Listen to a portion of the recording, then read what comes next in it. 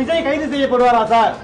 ஆணையம் சொல்லுகிற அந்த அறிக்கை அடிப்படையில் உரிய நடவடிக்கை எடுக்கப்படும். ஒரு அரசியல் கட்சி நடத்தின கூட்டத்தில் இத்தனை பேரை இழந்த பேரமான சம்பவம் என்பது இதுவரை நடக்காதது, இனிமேல் நடக்கக்கூடாதது. கூட்டம் அதிகமா இருக்கு. அவங்க செய்யக்கூடிய காரியங்கள் அதெல்லாம் பார்க்கும்போது நம்ம ஒவ்வொருத்தரும் அவங்க கிட்ட ரிக்வெஸ்ட் பண்றோம், சில விஷயங்களை பண்ணாதீங்க, மரத்து மேல ஏறாதீங்க, பொதுமக்கள் இடையூறா இருக்காதீங்க, இப்படி பல விஷயங்களை சொல்றோம்.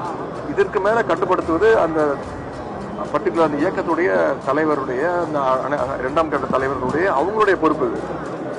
ஒரு கட்டுக்கணக்காக கூட்டம் வரும்போது கரெக்டாக டயத்துக்கு வரணும். இந்த மாதிரி நிறைய விஷயங்கள் இருக்கு. அது இனிமே நடக்காம பார்த்துப்போம்.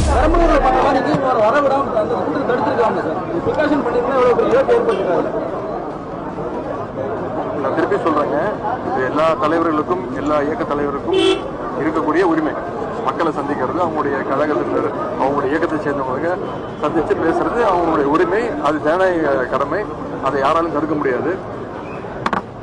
ஆனால் நம்ம ஒரு காவல்துறை ஒரு தடவை பார்க்கும்போது கூட்டம் அதிகமாக இருக்கு. அவங்க செய்யக்கூடிய காரியங்கள் அதெல்லாம் பார்க்கும்போது நம்ம ஒவ்வொருத்தரும் அவங்க கிட்ட ரிக்வெஸ்ட் பண்றோம், சில விஷயங்களை பண்ணாதீங்க, மரத்து மேல ஏறாதீங்க, பொதுமக்கள் இடையூறா இருக்காதீங்க, இப்படி பல விஷயங்களை சொல்றோம்.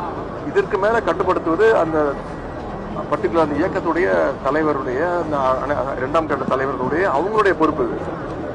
ஒரு கட்டுக்கணக்காக கூட்டம் வரும்போது கரெக்டாக டயத்துக்கு வரணும். இந்த மாதிரி நிறைய விஷயங்கள் இருக்கு. அது இனிமே நடக்காம பார்த்துப்போம். அடுத்தடுத்த கூட்டங்கள் இதெல்லாம் நீங்க அவர்கிட்ட கேட்கணும். கமிஷன் ரிப்போர்ட் கொடுப்போம். அவரும் வராரு, வராரு, உங்களை ஏதாவது பார்த்துட்டு தான் போறாரு. அவரையும் இந்த 2-3 கேள்வி கேள்வி. என்னங்க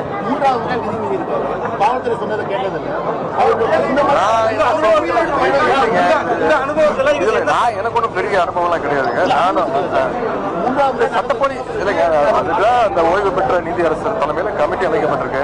அவங்க என்ன சொன்னாங்களோ முதலமைச்சர் முடிவெடுப்பாங்க.